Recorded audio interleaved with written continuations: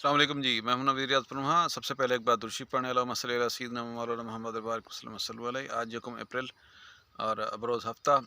आज पहले तो दुआ गो हूँ कि अल्लाह ताला आपकी और मेरे वालिदैन की मग़फ़िरत फ़रमाए, और दिल से ये भी दुआ करें कि अल्लाह ताला इस माह रमज़ान में इस नेक पाक बाबरकत महीने के सदक़े अल्लाह ताला मेरी वालिदा मोहतरमा को जन्नतुल फ़िरदौस में आला मुक़ाम अता फ़रमाए। तो आज का टॉपिक ये है कि जी कटाई करवाएँ गंदम की, तो मशीन से करवाएँ, थ्रेशर से करवाएँ या किस तरह करवाएँ? तो उसमें फिर ये है कि मशीन से कटवाएँ तो उसके क्या एहतियात हैं? ख़ास तौर पर मैं इस पर ही बात करूँगा। पहले तो ये कंपैरिज़न कर लें कि देखें, गंदम की कटाई जो है ना वो इस दफ़ा रैपर से मुमकिन नहीं है, जितनी गंदम गिर चुकी है। दरांती से, लेबर से कटवाते हैं तो भी उसमें नुकसानात ज़्यादा हैं। उसमें एक अलहदा कैलकुलेशन करके मैं पूरा चार्ट बना कर दूँगा कि उसमें खर्चा, एक तो खर्चा ज़्यादा, नुकसान भी ज़्यादा है। उसमें लेबर से जो हम वड कहते हैं कि दांती से जो कटेगी, उसमें सिट्टे टूटेंगे, कटेंगे, गिरेंगे, वो भी अलग नुकसान हो जाता है। फिर उसमें एक्सपेंसेस ज़्यादा हैं, उसकी थ्रेशिंग और सारे के पैसे ज़्यादा हैं। लेकिन हम बात करेंगे इस पर कि वो एक अलहदा वीडियो में मैं सारी ब्रीफ़ करूँगा। आज बात करते हैं कि जी मशीन से कटवाएँ। तो मैं 2 साल पहले 2020 के जो 21 की जो गंदम थी, उसमें तूफ़ान आया था, वो 26 मार्च को 2 साल पहले। उसमें मेरी गंदम बिल्कुल फ्लैट हो गई थी। उस साल मैंने मशीन से कटवाई थी और मशीन से मेरे बहुत ही अच्छे रिज़ल्ट्स रहे थे। मैं उससे मुतमईन हूँ। इसलिए मैं आपको बार-बार सोशल मीडिया पर भी कह रहा हूँ कि जी गंदम जो है ना वो आप कोशिश करेंगे इससे इससे करवाएँ, कंबाइन हार्वेस्टर से करवाएँ। तो सिर्फ़ बात ये है कि कंबाइन हार्वेस्टर से अगर करवाते हैं तो उसमें फिर हम जो है ना वो किन पॉइंट को गौर करें, मशीन कैसी होनी चाहिए, क्या क्राइटेरिया होना चाहिए, और उसमें क्या करें। तो उसमें पूरी एक टीम होनी चाहिए। मैंने फ़ेसबुक पर भी ये एक लिखा था, पूरा प्रोसेस है, वीडियो को एंड तक देखिएगा। मैं खुद इस चीज़ से भुगत चुका हूँ और आपको इस सीज़न में भी मैं कटाई के दौरान भी मशवरे दूँगा, लेकिन ये बहुत ही कीमती वीडियो है। उसमें ये है कि पहले-पहले तो मशीन सेलेक्ट करें। 80-70 मैंने पिछले साल 2 साल पहले सेलेक्ट की थी, 80-70 ही थी। और जो है ना वो एक अभी है, मेरे एक दोस्त हैं साले भाई, रुझान मदारी से, उनकी गंदम की कटाई हो रही थी, तो वो कह रहे थे कि जी बाकी दोस्तों को भी शिकायत होती है कि एक खड़ी गंदम में ये होता है कि जी जब गंदम कटती है तो उसमें सिट्टे जो है ना वो कट-कट के गिर रहे होते हैं। तो सबसे पहले तो इस दफ़ा ये देखें ना कि गंदम का रेट बहुत ज़्यादा है, डबल हो गया। गंदम का 4000 रुपये मन रेट है, तो आपका अगर 1 एकड़ में 1 मन भी गया फॉर एग्ज़ाम्पल, वो तो मिनिमम लॉस है ना। तो 4000 रुपये गए, आपने पैसे बचाने हैं, आपने अपनी फसल बचानी है, एक-एक दिन का एक-एक दाना उठाना है अपने फील्ड से। उसके लिए पहले एफ़र्ट भी ज़्यादा करनी होगी, एक टीम वर्क होना चाहिए। तो वो जो कटर से जो गंदम सूखी हुई हो, पूरी खड़ी गंदम हो, तो वो कटर से जो सिट्टे लगे करते हैं, उस पर रील की स्पीड ज़्यादा होती है। मशीन की रील की स्पीड कम करवाएँ। वो मैं आपको फिर टेक्निकल एक दोस्त है मेरे, खालिद भाई, उनसे पूछ के बताऊँगा कि रील की स्पीड कितनी कम होनी चाहिए। लेकिन उनकी स्पीड ज़्यादा थी, उसमें नुकसान ज़्यादा होता है। रील की स्पीड मशीन की आगे रील वो होती है जो आगे जो कुंडियाँ लगी होती हैं, वो आगे गंदम को एक समेट के इकट्ठा करके अंदर कटर के अंदर डालती हैं, उसको रील कहते हैं। उसकी स्पीड थोड़ी होनी चाहिए। अगला पॉइंट ये है कि कटर जो है ना उसकी विड्थ आप देखें, 80-70 मिसाल के तौर पर मशीन है, तो उसका कटर मशीन अच्छी लें, कबाड़ा मशीन ना हो। मशीन वाला तो अपनी रोज़ी कर जाएगा, लेकिन आपका नुकसान कर जाएगा।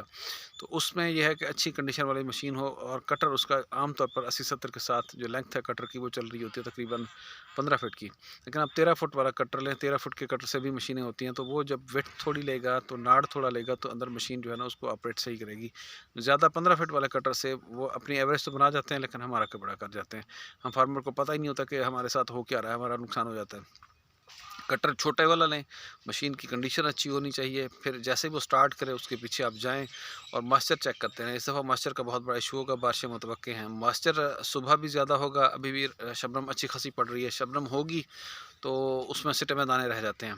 और मशीन की अगर मैं जैसे बता रहा हूँ कि कटर छोटा होगा, तो वो साफ ज़ाहिर है कि अच्छी उसकी थ्रेशिंग करेगा और फिर आपको दाने पीछे नहीं मिलेंगे। और रात को भी मशीन वाले कोशिश करते हैं कि रात को चलती रहे। इस दफ़ा अगर बारिशें बीच में हो गई, तो मशीन की स्पीड जो है ना वो बारिशें होने की वजह से फिर शाम को जैसे ड्यू पड़ेगी, ख़ासतौर पर दरियाई इलाकों में, जैसे ही शबनम पड़ेगी तो मशीन फिर बीच में दाना देना शुरू कर देती है। अगर मशीन की अच्छी हालत हुई तो उसमें जो है ना वो फिर अपना मशीन की कंडीशन अच्छी हुई तो दाना बीच में नहीं आएगा। जैसे ही मशीन से रात को चलते-चलते देखेंगे जी दाना बीच में आ रहा है, तो रोक दें। उसमें अगला पॉइंट ये है कि जी वो जो हमारा है ना, रात को दाना जैसे ही मशीन पीछे से दाना दे, आप रोक दें, उसकी कटाई बंद कर दें। तीसरा पॉइंट उसके बाद अगली जो है अपना, हाँ, अहम बात ये है कि इस दफ़ा मैंने सुना है कि जी कटाइयों के जो रेट हैं वो इधर रोही वाली साइड पर जो खड़ी फसलें हैं उनकी 6000 रुपये पर एकड़ कटाई है, और जो है लॉज्ड हैं, जो गिरी हुई हैं, उनकी 7000 रुपये कटाई होगी। तो मैं ये कहूँगा कि देखें, आप अगर 500,000 रुपये को देखेंगे और अगर वो 7000 भी मांग रहा है, तो आप उसको कहें कि यार मेरा फील्ड गिरा हुआ है, अब मैं आपको 7500 देता हूँ। 500 रुपये पर एकड़ में ज़्यादा देते हैं तो आप सोच लें कि आपने सिर्फ 5 किलो दानों के पैसे ज़्यादा दिए हैं। लेकिन अगर नुकसान हो गया तो वो 2-2 3-3 मन तक भी हो जाता है। तो उससे पैसों की ज़्यादा डील करें, उससे पैसे ज़्यादा दें और उससे कहें कि यार मेरी गंदम आपने, हाँ, वो ये होता है कि अगर पैसे ज़्यादा देंगे वो करते हैं एकड़ेज के हिसाब से, जो मालिक बैठे होते हैं उनको शाम को रिपोर्ट देते हैं जी हमने इतने एकड़ काट लिए हैं। फिर वो बजट बनाते हैं, डीज़ल महँगा, अखराजात सारे। तो अगर आप उसको रेट अच्छा दे जाएँगे तो साफ़ ज़ाहिर है वो अगर चंद एकड़, लाज़मी बात है कि जब मशीन चल रही होगी और गिरी हुई गंदम को उसने उठाना है तो उसकी स्पीड स्लो होगी, तो उसकी एकड़ेज शाम तक कम होगी, तो उसने आगे रिपोर्ट भी देना है कि इतना बचे हैं, पैसे तो वो भाग जाते हैं फिर। तो आपने पैसे उसको ज़्यादा देने हैं तो साफ़ ज़ाहिर है उसमें फिर उसने अगर एकरेज कम भी हुई तो उसका बजट, उसका बिज़नेस पूरा होगा।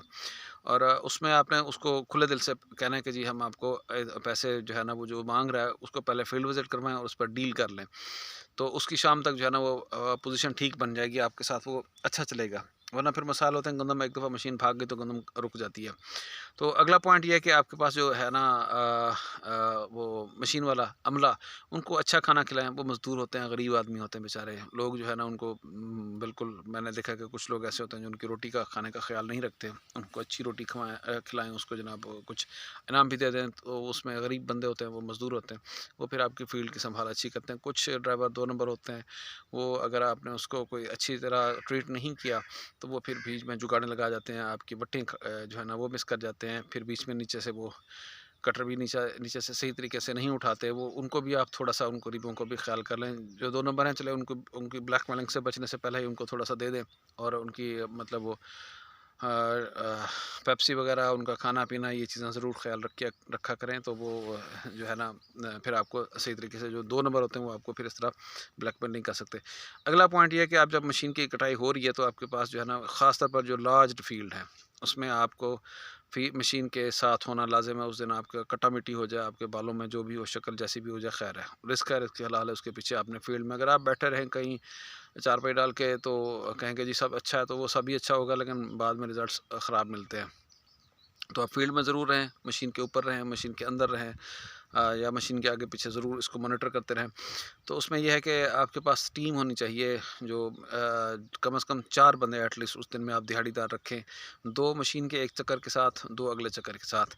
आपका एक बंदा जो है ना वो मुंशी या जो भी हो, वो अगर अंदर खड़ा हो मशीन वाले को देखता रहे कि वो किस तरह कटाई कर रहा है, या अगर वो मशीन के साथ जो सीढ़ियाँ लगी होती हैं वो सीढ़ियों पर बैठा है, क्योंकि कटर से कुछ ना कुछ गंदम मिस होगी। कटर के नीचे से जहाँ गंदम मिस होती है तो 2 बंदे जो आपकी मशीन के साथ चल रहे थे, वो बंदा वहीं पर सीढ़ियों वाला बैठा उसको पॉइंट करेगा कि जहाँ पर गंदम गिरी हुई है इसको आके फ़ौरन, क्योंकि अगर उस कटर से मिस होने और उसके ऊपर पीछे जो रेज़िड्यू है, जो नाड़ है, उसके दरमियान में आइडेंटिफ़िकेशन हो गई तो आसानी होगी। वरना जैसे मशीन आगे चलती जाएगी वो पीछे नाड़ ऊपर फेंकती जाती है और नाड़ के बाद जो गंदम नीचे रह जाती है उसका आपको पता नहीं चलना कि यहाँ पर कितनी मिसिंग, क्योंकि लाज़मी बात है मशीन से कुछ ना कुछ मिसिंग होगी। तो उसमें यह है कि वो बंदा जो है ना वो कटर के साथ ही उसकी निगाह हो कि जहाँ से भी वो कुछ जो है ना वो गंदम थोड़ी सी भी है वो मिस हो रही है, तो फ़ौरन जो दरांतियों वाले उसके लेबर के जो बंदे हैं मौजूद हैं उसको फ़ौरन एक को इशारा करे कि आके यहाँ से उठा लो। वो उसका नाड़ हटाएगा, आसानी से वहाँ से काट के 2 बंदे उस एक चक्कर के साथ रहें, 2 अगले चक्कर में जो है ना वो, अब आपने यहाँ पर पॉइंट करके उन लोगों को ज़िम्मे लगा देना है, तब तक आप चक्कर से निकल रहे होंगे, वो उन जगहों को सँभाल के उसकी कटाई करके और फिर अगली खड़ी फसल में जाके वो ढेरियाँ जो है ना डाल रहे होंगे। फिर अगले चक्कर पर भी 2 बंदे होंगे तो उनको भी आप ऐसे ही बताते जाएँगे।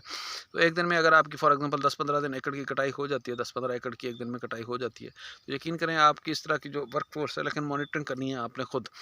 आपने ये जो 4-5 बंदे हैं ना, ये सारे काम करने वाले हों, आप इस सारी टीम के सरबराह हों, आप जाके बार-बार देखें। गंदम का रेट अच्छा है, मैं यही कह रहा हूँ कि आपका नुकसान जो है ना वो इस सूरत में होगा कि आपने अगर खुद नाअहली की, तो इस तरह जो है ना वो मशीन की सिलेक्शन से लेकर आगे फ़ील्ड की मॉनिटरिंग तक, इसमें आपके नुकसान जो है ना वो इस तरह से नुकसानात कम होंगे। और फिर आप जो है ना वो एरियल व्यू मशीन से बैठकर देखेंगे कि जहाँ-जहाँ भी आपको लॉस्ट एरिया है वो नज़र आएँगे, बट्टें बच गई हैं, कुछ भी है, खालों से, कस्सियों से जो भी चीज़ें बच रही हैं। इस दफ़ा लॉजिंग वाले फ़ील्ड में ये बहुत बड़े मसाइल होते हैं। आपने इसको हर सूरत जो है ना इसको जो है ना इस तरह की वर्क फ़ोर्स लगा के, इस तरह की टीम बना के आपने इसको कवर कर लेना है। सिर्फ़ आपने ये जो सारे पॉइंट मैंने बताए हैं, इन्हीं को ज़ेर गौर करें और खुले दिल से उनको दें, मशीन वालों के साथ अच्छी तरीके से डील करें। अगर मशीन हल्की है, किसी भी सूरत में वारें नहीं आ रही, फिर उसको भगा दें। लेकिन जो है ना वो आप पहले से जो मशीन देने वाले जो होते हैं एजेंट वगैरह, उनसे राब्ते में रहें, उनसे मशीन का पूछें और अच्छी मशीन की सिलेक्शन करें, तब जाके आपका इंशाल्लाह फ़ील्ड सेफ़ होगा। ये था अब तक का सेशन। इसमें जो भी क्वेश्चन हो आप मुझसे पूछ सकते हैं। बाकी हम आगे कंपैरिज़न करेंगे क्या थ्रेशर से या लेबर से या कंबाइन हार्वेस्टर से कौन से। हाँ, कंबाइन हार्वेस्टर से आपने अगर 6,000 7,000 रुपये हार्वेस्टर से दे भी दिए तो भी उसमें जो नाड़ है, इस दफ़ा गंदम की काश्त कम है तो नाड़ जो है ना वो फिर भी आपका तूड़ी वाले जो है ना वो ले जाएँगे। उसमें फिर भी आपको कोई 2-3 हज़ार रुपये फिर कम अज़ कम 2-3 हज़ार रुपये मिल सकते हैं और आपको इसमें मशीन में जो है ना वो काफ़ी हद तक बच जाता है। थैंक यू जी, शुक्रिया, अल्लाह हाफ़िज़।